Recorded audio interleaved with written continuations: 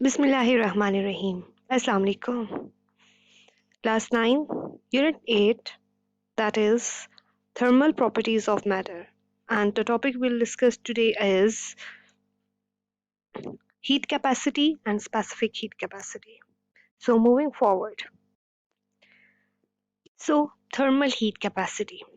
Thermal heat capacity में हम ये डिस्कस करेंगे कि अगर हमने कोई भी चीज़ है उसको हीट अप करना है। फॉर एग्जांपल हमारे पास दो मटेरियल आ जाते हैं। दो मटेरियल्स हम कौन से ले रहे हैं? वी आर टेकिंग एक हम ले रहे हैं वाटर ले रहे हैं 1 kg और दूसरा हम साथ 1 kg एल्यूमिनियम ले रहे हैं। अब हमें दोनों को हीट अप करना है और हीट अप कितना करना है? 1 डिग्री सेंटीग्रेड तक। तो वो कहता है एनर्जी किसमें हमें ज़्यादा रिक्वायर्ड होगी।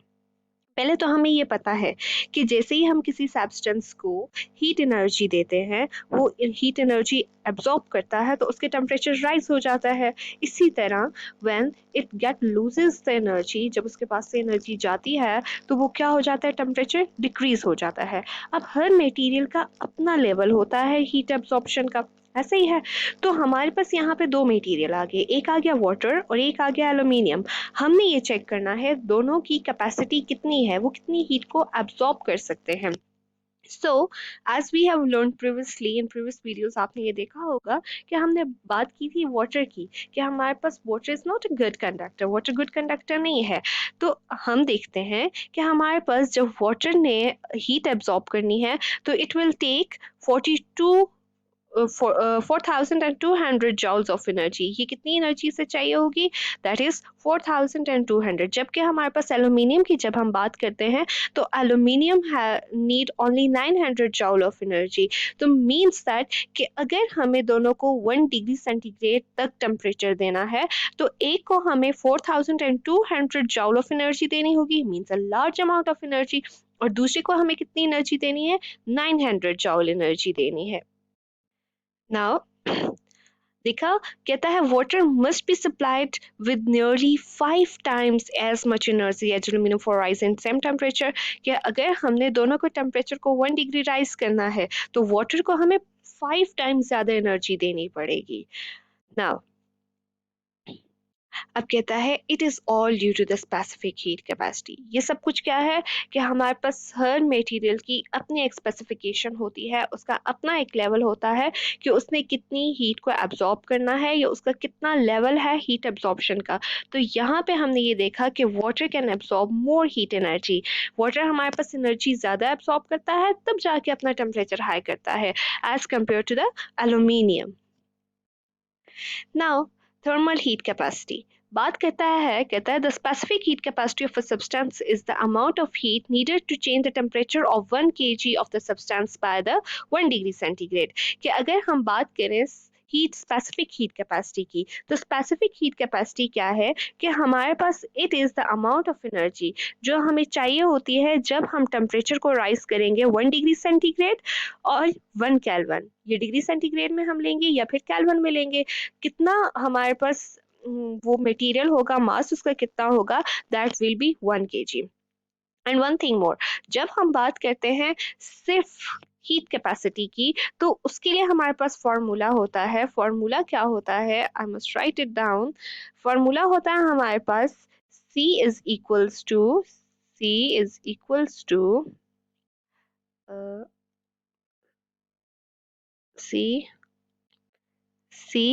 is equals to del Q divided by del T, del Q divided by del T। कि हमारे पास del Q क्या है?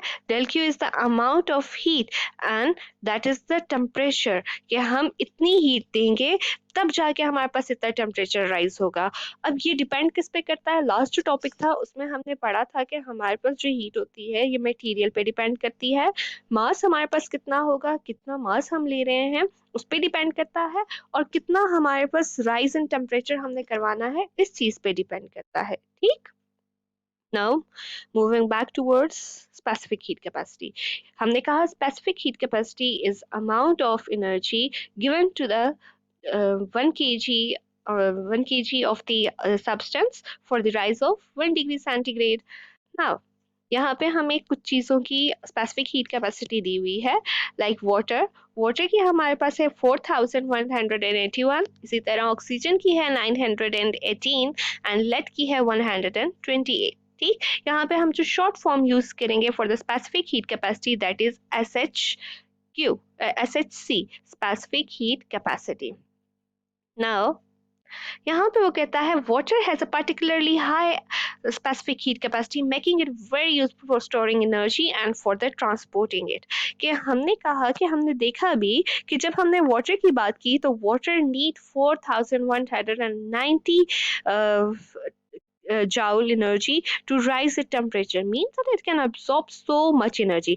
अब ये जो एनर्जी वो एब्जॉर्ब करता है इसे हम डिफरेंट जगहों पे यूज कर सकते हैं और इससे बहुत सारा फायदा भी उठा सकते हैं। कैसे, ये हम आगे डिस्कस करते हैं ना। हम इक्वेशन चेक कर लेते हैं। कहता है हमारे पास एनर्जी ट्रांसफर की हमने बात की कि एनर्जी कितनी ट्रांसफर कर रहे हैं, तो कहते हैं mass into specific heat capacity.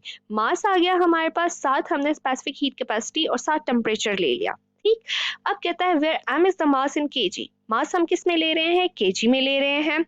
अब स्पेसिफिक हीट कैपेसिटी हमारे पास है, c is specific heat capacity और इसका यूनिट हमारे पास क्या होता है, joule kg into degree centigrade. क्या हमारे पास केल्विन ले लें या फिर डिग्री सेंटीग्रेड है, ये हम पे डिपेंड करता है। कहता है कि हमारे पास स्पेसिफिक हीट कैपेसिटी के लिए हम क्या करेंगे कि हम जाउल पर केजी लेते हैं और फिर केल्विन हम पे डिपेंड करता है। Delta is the temperature change in degree centigrade और केल्विन। वही बात आ गई कि हम पे डिपेंड करता है कि हम केल्विन में लें फिर डिग्री सेंटीग्रेड में लें ना।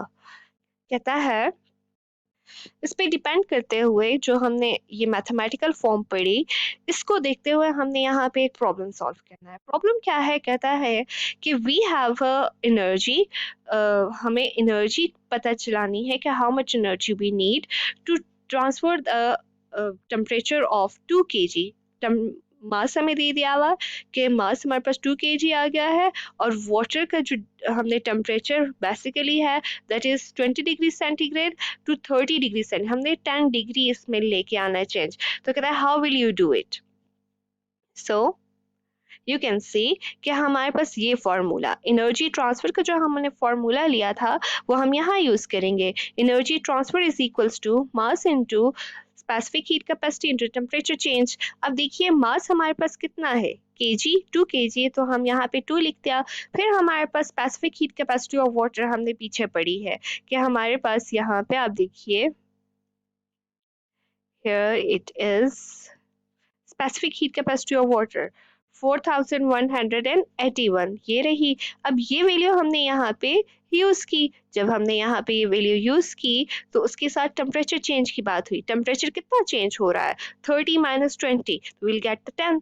अब इन वैल्यू को जब हम ऑपरेट करेंगे will get the answer and do remember हमारे पास आंसर किस में आएगा, किलो जॉल्स में आएगा। Clear. Going to solve another numerical problem. उसमें हमें वही फॉर्मूला थर्मल कैपेसिटी की हम बात कर रहे हैं कि थर्मल कैपेसिटी क्या है। पहले तो हमने क्या एनर्जी फाइंड आउट की ना कि हमारे पास अगर हमने उसे दिया तो थर्मल एनर्जी कितनी थी ना, हीट कैपेसिटी कि कितनी हमारे पास, then mass into specific heat capacity, formula आ गया ना। क्वेश्चन हमारे पास ये है कि if there is 3 kg of water in a kettle, क्या हमने 3 किलो पानी ले लिया किसमें, एक केटल में ले लिया। अब हम वही फॉर्मूला यूज करेंगे, given here 3 multiplied by specific heat capacity water की ले ली। when we'll operate it we'll get the answer and the answer will be in joules per degree centigrade। now कहता है this means that for every 1 degree rise in temperature of the water in a kettle हमारे पास 12,543 joule of energy is needed to be supplied। क्या हमने क्या करना है कि 1 degree rise अगर करवाना है तो उसके लिए हमें कितनी एनर्जी चाहिए, will need this amount of energy. कि अगर हमें 1 डिग्री का भी उसमें चेंज चाहिए तो उस 1 डिग्री चेंज के लिए भी will need a very high amount of energy. So now here is measuring specific heat capacity कि how we have to measure the specific heat capacity। for that we have a certain devices, हमारे पास device होती है जिसको हम use करते हैं major करने के लिए। सो एनर्जी का फॉर्मूला हमारे पास क्या होता है, पावर इनटू द टाइम। ठीक, एनर्जी के लिए हमने चैप्टर नंबर 6 में आई थिंक सो ये एनर्जी पढ़ी थी, energy, power, work done, all this. तो वहां पे हमने ये पढ़ा energy is equals to power into time. अब हियर इज द एपरेटस, ये हमारे पास एपरेटस है जिससे हम स्पेसिफिक हीट कैपेसिटी किसी भी सॉलिड की पता चलाते हैं। अब कहता है कि हम इसमें क्या यूज करते हैं, इसमें हमने एल्यूमिनियम को यूज किया है। एल्यूमिनियम को यूज करते हुए हमने बताया कि ये देखिए थर्मोमीटर हमें बता रहा है टेम्परेचर, ये लैगिंग है, मींस दैट कि उसकी पूरी कंस्ट्रक्शन है। यहाँ अंदर हमने हीटर रखा हुआ है और हीटर की वजह से क्या होता है, हीट अप होता है एंड सॉलिड ब्लॉक, क्योंकि हम यहाँ पे किसकी एनर्जी फाइंड आउट कर रहे हैं, सॉलिड ब्लॉक की ना, तो वी यूज सॉलिड ब्लॉक। अब यहाँ पे क्या है कि we are using the determining simple specific heat capacity of a liquid, heat capacity liquid की फाइंड आउट कर रहे हैं और हम यहाँ पे किसको ले रहे हैं, वाटर को ले रहे हैं। यू कैन सी देयर हमारे पास बाकी सब वही है, बस क्या होगा कि यहाँ पे हमने एक स्टिरर यूज किया हुआ है, क्योंकि वी नो दैट कि जब पानी होता है तो पानी में जब तक हम उसे मिक्स नहीं करते तो उसका लेवल एक जैसा नहीं रहता। जैसे जो पानी गर्म होता है दैट कम अप, वो ऊपर आ जाता है और नीचे ठंडा पानी होता है। सो दैट्स वाई वहां पे हमें साथ साथ उसे स्टेयर करना पड़ता है, पानी को हिलाना पड़ता है। No we have numerical to solve, हमें न्यूमेरिकल दिया हुआ है, कहता है हमारे पास वाटर जो है दैट इज 0.5 kg, उसका मास आ गया। देन हमें पावर दिए हुए that is 200 what and time हमारे पास आ गया 200 सेकेंड। मीन्स दैट कि अगर हमने एनर्जी फाइंड आउट करनी है तो our data is complete. Then हमें टेम्परेचर ऑफ वाटर जो राइज किया that is 12.5 degree centigrade. Now हमने बताना क्या है, हमने specific heat capacity of water बतानी है। सो हियर इट इज, देखिए सबसे पहले हमने एनर्जी फाइंड आउट की कि एनर्जी कितनी है, पावर भी हमारे पास वैल्यू 200 आ गई और साथ हमारे पास टाइम भी आ गया 200। So we get 40,000 joule. अब ये वाली वैल्यू हमने पुट की to get the specific heat capacity and by putting the value into the formula we learn previously, हम जब इसमें वैल्यूज पुट करेंगे will get the answer. Now you have observe that कि हमारे पास पहले जो वैल्यू आई थी दैट वाज 4181 जूल, बट यहाँ पे जो हमारे पास वैल्यू आ रही है दैट इज 44,267 जूल। ऐसा क्यों हो रहा है, क्योंकि वहां पे क्या होता है कि हमारे पास a certain amount of heat is going to be lost in the surrounding, कि सराउंडिंग में हीट जाती है, बट यहाँ पे हमारे पास that is a close system में हमारे पास हीट का लॉस नहीं होता, इसलिए हमारे पास क्या हुआ कि वैल्यू चेंज आ गई।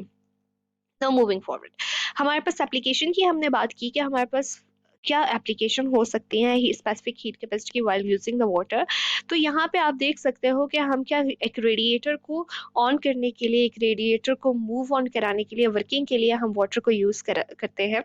हमने यहाँ पे बॉयलर या वाटर को हीट अप करने के लिए एक सेटअप किया हुआ है। यहाँ से क्या होता है कि पंप पानी को फ्लो करवा रहा है, पानी आता है यहाँ पे, वो गर्म होता है, गर्म पानी हीटेड हाई टेम्परेचर वाटर जाता है रेडिएटर के पास, रेडिएटर डू इज वर्क और वहां से ठंडा पानी वापस आता है।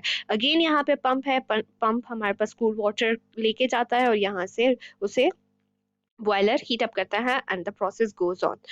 नाउ नेक्स्ट हमने यहाँ पे देखा कि हमारे पास वाटर काम करता है एज अ कूलेंट की तरह काम कर रहा है।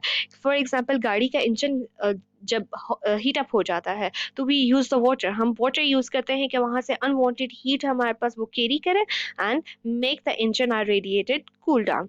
अब हमारे पास आपने ये देखा, हमने चैप्टर नंबर 9 में बात की थी सी ब्रीज और लैंड ब्रीज की, वहां पे भी क्या था, लैंड और हमारे पास सी वाटर और लैंड का हीट कैपेसिटी अलग थी, तो उनका हमारे पास डिफरेंट वैल्यू आ जाती थी कि टू एब्जॉर्ब द हीट। जब उनकी डिफरेंट वैल्यू थी टू एब्जॉर्ब द हीट तो हमारे पास उनका फ्लो स्टार्ट हो जाता था।